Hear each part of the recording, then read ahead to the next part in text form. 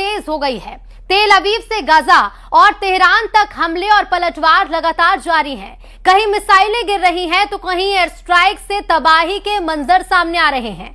America ने operation epic fury के तहत ईरान के सैन्य ठिकानों को निशाना बनाया, तो वहीं ईरान भी ऑपरेशन 2 प्रॉमिस 4 के जरिए लगातार रॉकेट हमले कर रहा है। IRGC ने अमेरिकी F-18 को निशाना बनाने का दावा किया और कुल मिलाकर हालात लगातार तनावपूर्ण बने हैं। पश्चिम एशिया में टकराव अब और ज्यादा बढ़ता हुआ नजर आ रहा है।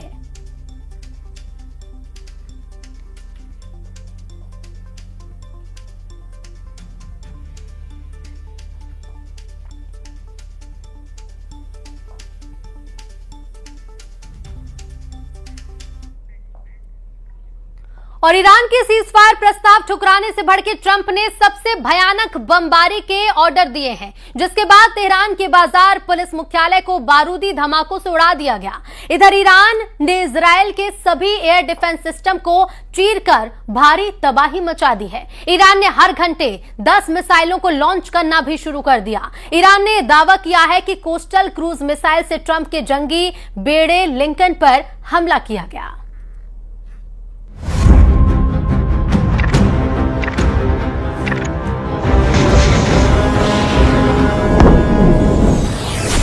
ईरान ने अपने बूशहर पावर प्लांट का बदला इजराइल के हरेदा पावर प्लांट को दहलाकर ले लिया है।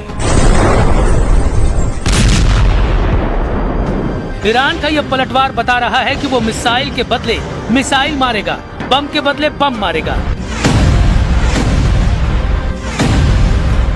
ड्रोन के बदले ड्रोन से जवाब देगा। Oh my God! चाहे इजराइल हो या फिर अमेरिका, ईरान हर हथियार का तोड़ निकाल ले रहा है। ईरान ने ट्रंप के सीज फायर प्लान की कार्ड जैसे निकाल ली है। एक तरफ ट्रंप दावा कर रहे हैं कि ईरान से बात चल रही है। ट्रंप दावा कर रहे हैं कि ईरान टोटल सरेंडर के लिए रेडी है। The other side, I can tell you, they'd like to make a deal.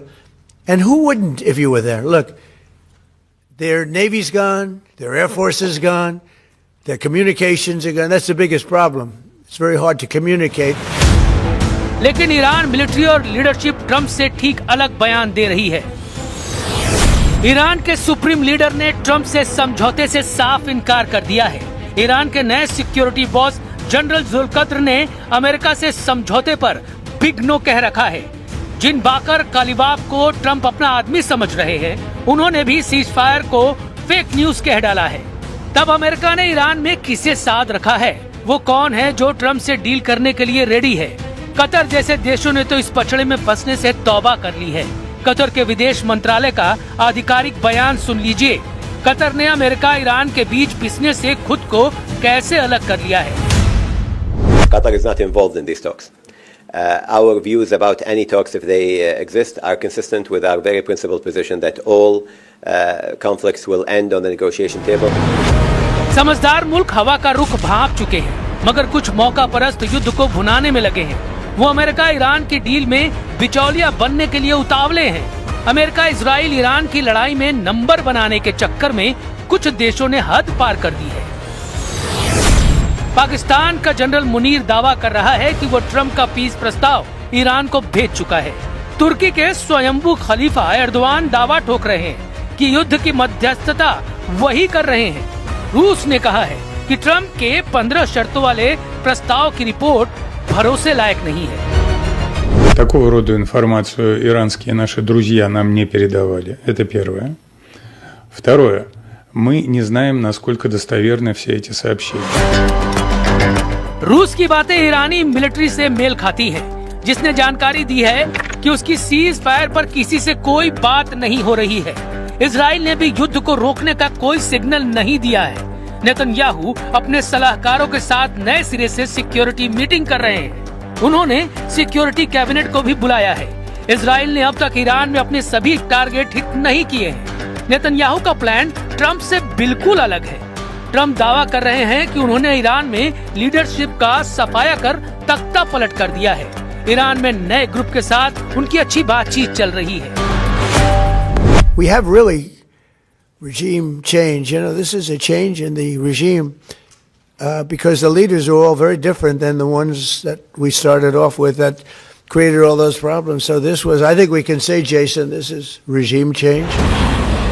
जब ट्रंप युद्ध का खात्मा चाहते हैं तो ईरान उन्हें झटका देने लगा है। ईरान ने सुपर पावर के करियर को मिसाइल से दहलाने का दावा किया है।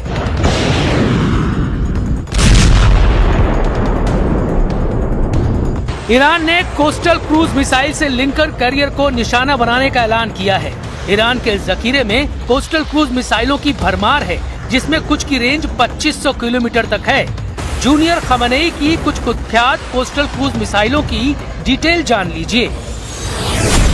ईरान रेवोल्यूशनरी गार्ड के navy Abu Mahdi coastal cruise missile से लैस है, जिसकी रेंज 2500 किलोमीटर तक है। ईरान नेवी के पास होविजे क्रूज मिसाइल है, जो सतह से सतह पर सभी मौसम में हमला करती है। ईरान की सौमार लंबी दूरी की क्रूज मिसाइल है, जो जमीनी टारगेट को निशाना बनाती है। इसके साथ राद, नस्र 1 और कौसर ईरान की बदनाम कोस्टल क्रूज मिसाइलें हैं।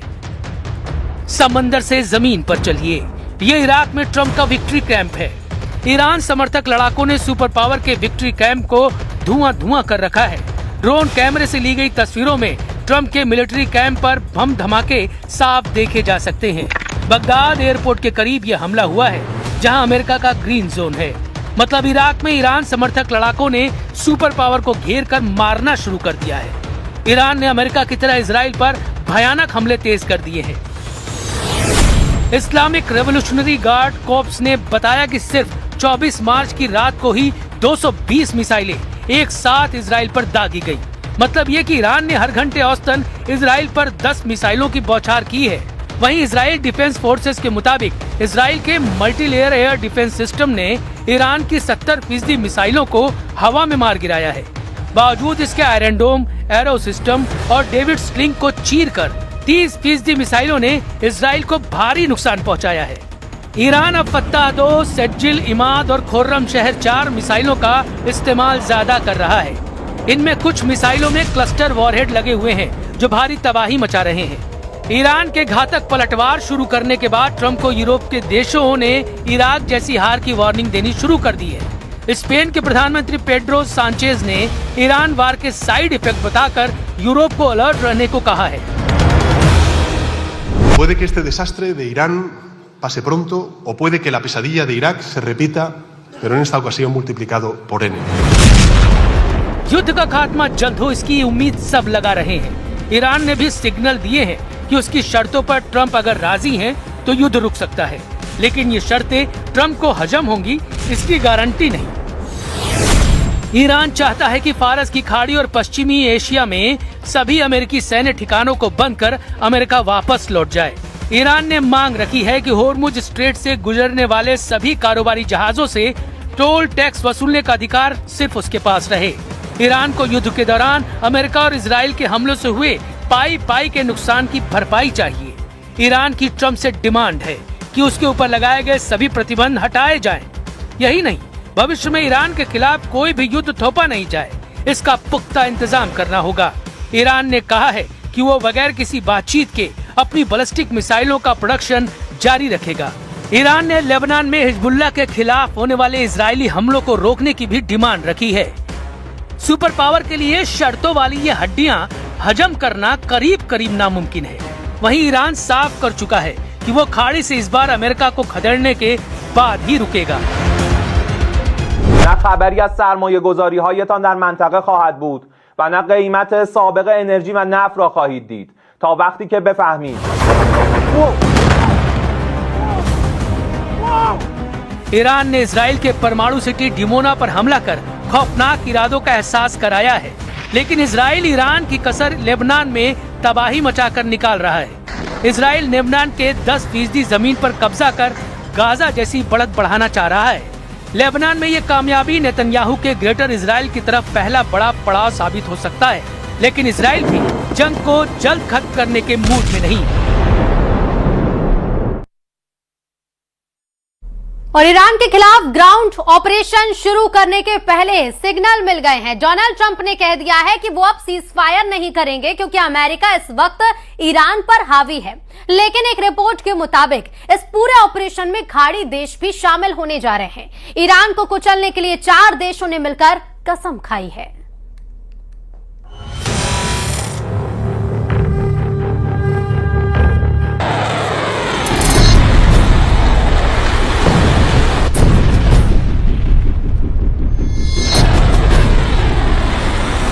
अमेरिका की फौज तैयार है। दुनिया की सबसे खतरनाक फोर्स को डोनाल्ड ट्रंप के फैसले का इंतजार है। ईरान पर चढ़ाई करने के लिए 5000 कमांडो किसी भी वक्त हमला कर देंगे।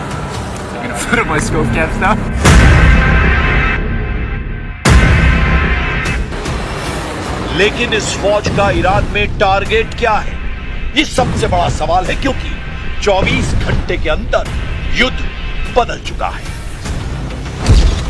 क्या डोनाल्ड ट्रंप अब ईरान के खार्क द्वीप पर नहीं बल्कि खुजिस्तान पर हमला करने जा रहे हैं?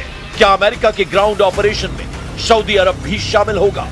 बहरीन, कुवैत, यूएई और कतर भी ईरान से लड़ने के लिए फौज भेजेंगे? क्या ईरान के खिलाफ खाड़ी देशों को मिलाकर अमेरिका ने शुरू कर दी है वर्ल्ड वॉर?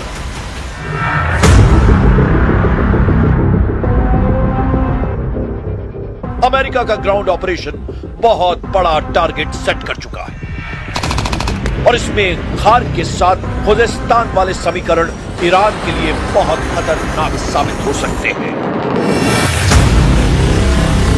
खाड़ी देशों में अमेरिकी सैनिकों की मूवमेंट शुरू हो चुकी है। अमेरिका के 5000 कमांडो जब खाड़ी देशों की फौज के साथ ईरान में घुसेंगे तो क्या होगा? यह जानने से पहले खार्क और खुजिस्तान के बारे में बहुत जरूरी बातें समझ लीजिए। मैप पर देखिए, यह है खार्क द्वीप, यह फारस की खाड़ी में है, जबकि मेनलैंड ईरान में यह जगह है खुजिस्तान। इस इलाके में ईरान का बॉर्डर इराक से लगता है। ये दोनों जगह इस वक्त युद्ध के हॉट पॉइंट बने हुए हैं। खार्क द्वीप पर ईरान के तेल निर्यात का टर्मिनल है।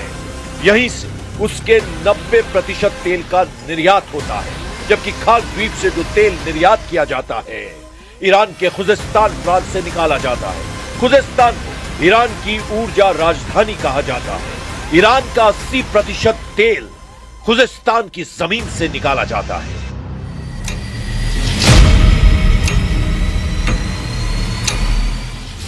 सवाल है कि क्या अमेरिका और उसके साथी खाड़ी देश फौज लेकर ईरान पर चढ़ाई करने जा रहे हैं? तो कहां पर हमला करेंगे? उनका हमला खार्क पर होगा या फिर खुजिस्तान पर होगा?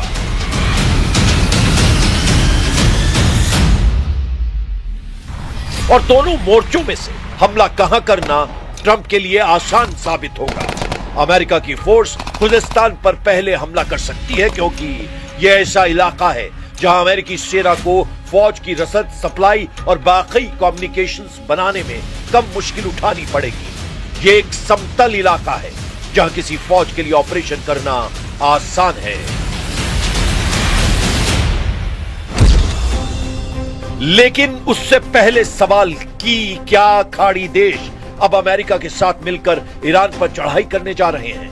अमेरिका और खाड़ी देशों की कोशिश है कि वो इस युद्ध में ईरान के खिलाफ 12,000 सैनिक शुरुआती दौर में उतारे। इनमें सैनिकों से मदद करने के साथ साथ ग्राउंड ऑपरेशन की पूरी फंडिंग ट्रंप ने सऊदी अरब, यूएई, कुवैत, बहरीन और कतर से कराने का फैसला किया है। Well, look, we can have dialogue, but I don't want to do a ceasefire. You know, you don't do a ceasefire when you're literally obliterating the other side. America के साथ खाड़ी देशों का आना पहले मुश्किल नजर आ रहा था, लेकिन अब अमेरिका का मीडिया बता रहा है कि सऊदी अरब ईरान में युद्ध तेज करना चाहता है और इसके लिए क्राउन प्रिंस मोहम्मद बिन सलमान लगातार डोनाल्ड ट्रंप पर दबाव डाल रहे हैं।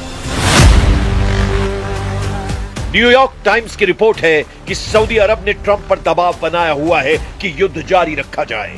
क्राउन प्रिंस मोहम्मद बिन सलमान कई बार डोनाल्ड ट्रंप से बात कर चुके हैं।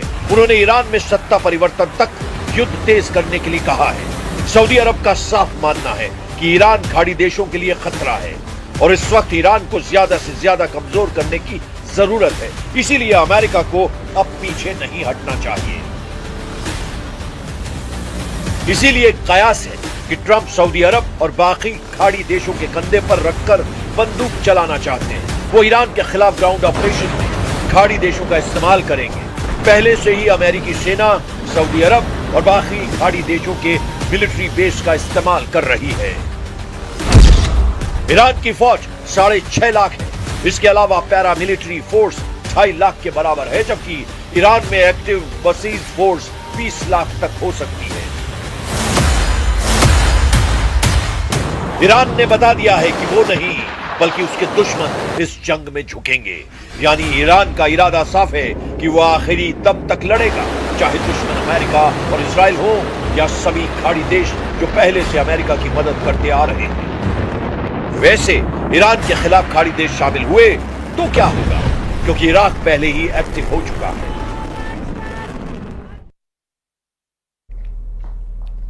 ट्रंप अगर ईरान के खिलाफ ग्राउंड ऑपरेशन शुरू करते हैं तो उनका टारगेट क्या होगा? क्या ईरान की मुख्य सीमा में अमेरिकी सेना दाखिल होने की कोशिश करेगी या फिर खार्ग आइलैंड पर कब्जे की कोशिश होगी? दोनों ही सूरतों के लिए करीब 5000 अमेरिकी सैनिक तैयार हैं। बस ट्रंप के एक सिग्नल देने का इंतजार है। देखिए रिपोर्ट। इराक में ईरान समर्थित कयातब हिजबुल्लाह ने अमेरिकी अड्डों पर हमले तेज कर दिए हैं। ये एफपीवी ड्रोन अटैक देखिए, कैसे एक क्वाडकॉप्टर एक अमेरिकी अड्डे पर अमेरिकी फौजियों को तलाश रहा है। बाद में जब उसे कुछ नहीं मिलता तो वो अमेरिका के एक ब्लैक हॉक हेलीकॉप्टर से जाकर टकरा जाता है। There is still the risk of escalation if Iran-linked proxy groups mobilize, and by that I mean Hezbollah in Lebanon, Iran-linked militia inside Iraq, and importantly, the Yemen-based Houthi movement that has threatened to attack shipping lanes in the Red Sea and has done so in the past. So we know they have some naval capability that could create disruption. इस युद्ध में तुर्की पर भी सबकी नजर है और Erdogan ने अरब देशों से कहा है कि वो इस युद्ध में शामिल न हों। सऊदी अरब, यूएई और कतर का दौरा करने के बाद तुर्की के विदेश मंत्री को इस बात का एहसास हुआ कि ये सभी देश ईरान के खिलाफ युद्ध में उतरने के लिए तैयार हैं। अमेरिका और इजराइल की शुरू की गई इस जंग में अब सऊदी अरब, यूएई और कतर ईरान के खिलाफ नजर आ रहे हैं, जबकि तुर्की का रुख बता रहा है कि एर्दोआन अब मुस्तफा खामनेई के समर्थन में आ गए हैं।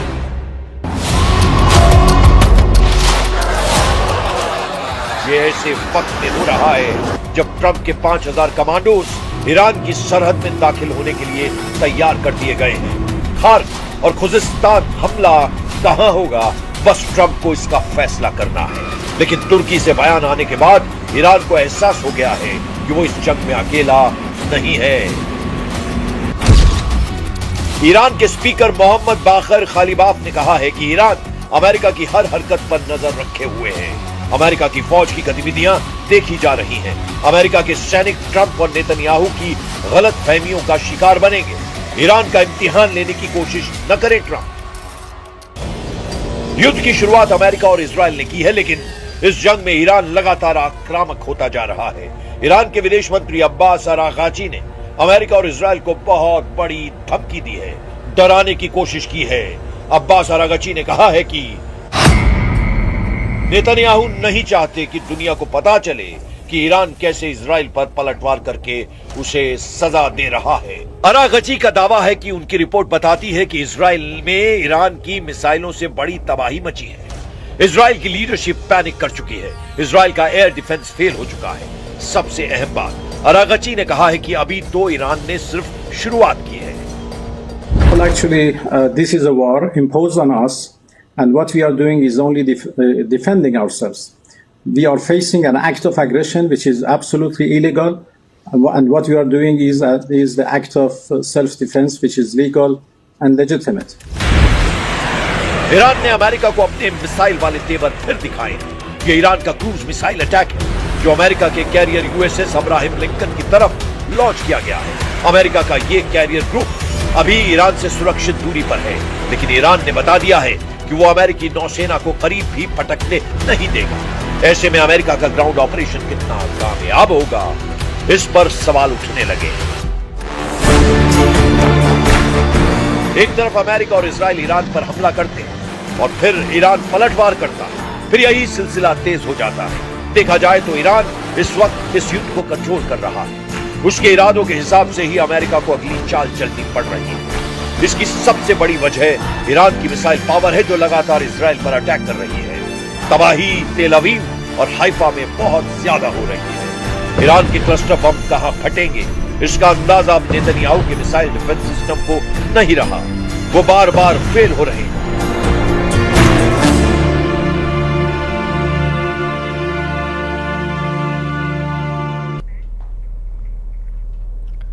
जंग के बीच डोनाल्ड ट्रंप की तरफ से बहुत बड़ा दावा किया गया है। उन्होंने कहा है कि ईरान ने तेल और गैस से जुड़ा हुआ अमेरिका को बहुत बड़ा गिफ्ट दिया, लेकिन ये गिफ्ट आखिर क्या है? कोई डील, कोई सीक्रेट समझौता या जंग रोकने का इशारा? सवाल सिर्फ एक है कि आखिर ट्रंप को ईरान से क्या गिफ्ट मिला। देखिए।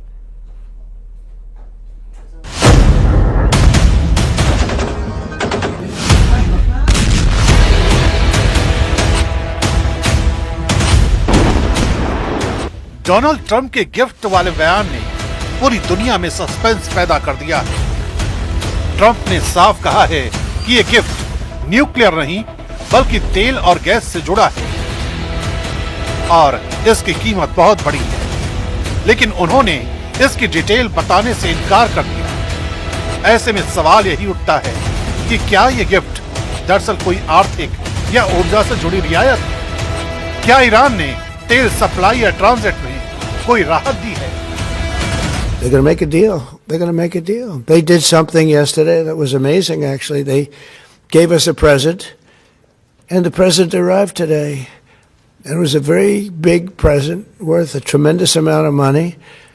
And I'm not going to tell you what that present is, but it was a very significant prize. And they gave it to us, and they said they were going to give it, so that meant one thing to me, we're dealing with. Trump का ये कहना कि हम सही लोगों से बात कर रहे हैं, ये संकेत देता है कि ये सिर्फ एक गिफ्ट नहीं, बल्कि किसी बड़े समझौते का शुरुआती कदम भी हो सकता है। इस पूरे रहस्य की सबसे अहम कड़ी है स्ट्रेट ऑफ हॉर्मुज, जहां से दुनिया के तेल का बड़ा हिस्सा गुजरता है। ट्रंप ने खुद कहा कि ये गिफ्ट इसी स्ट्रेट और तेल की फ्लो से जुड़ा है। ऐसे में कयास लगाए जा रहे हैं कि ईरान ने यहाँ तेल टैंकरों के लिए रास्ता आसान किया हो या किसी तरह की रोक हटाने का संकेत दिया हो। अगर ऐसा है तो इसका सीधा असर वैश्विक तेल कीमतों पर पड़ सकता है। हॉर्मुज में किसी भी तरह की राहत का मतलब ऊर्जा बाजार में स्थिरता लौट सकती है और जंग का दबाव कम हो सकता है। हालांकि ईरान ने अब तक किसी भी तरह के गिफ्ट या औपचारिक बातचीत से इनकार किया है, जिससे ये मामला और ज्यादा रहस्यमय हो गया है।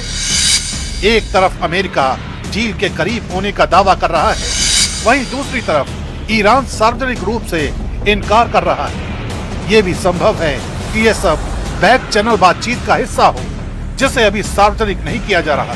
कई बार कूटनीति में ऐसे संकेत दिए जाते हैं ताकि दबाव बनाया जा सके और डील की दिशा तय की जा सके। यही वजह है कि ट्रंप का यह बयान सिर्फ जानकारी नहीं बल्कि एक रणनीति भी हो सकता है।